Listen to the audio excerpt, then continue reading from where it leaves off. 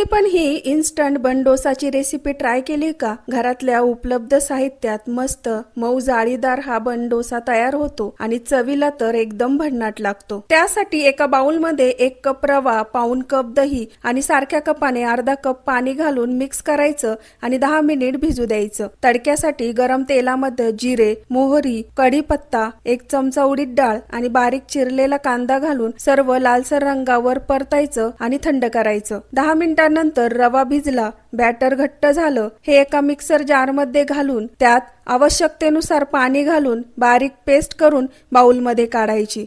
नंतर यात चवीनुसार मीठ, तयार फोडणी, कोथिंबीर घालून चांगलं मिक्स करायचं। शेवटी आता यात पाव चमचा सोडा घालून एकजीव करत मिक्स करायचं। लो गॅसवर तडका पॅन मध्ये 1 चमचा तेल घातलं, यात 1.5 पळी तयार मिश्रण घातलं। आता झाकण ठेवून 3 ते 4 मिनिट खालच्या बाजूने भाजून घेतलं। 3 ते 4 मिनिटांनंतर उलटवून घेतलं आणि परत झाकण ठेवून दुसऱ्या बाजूने खरपूस लालसर रंगावर भाजलं। बन डोसा तयार आहे। रेसिपी आवडल्यास लाईक, शेअर, सबस्क्राईब करा।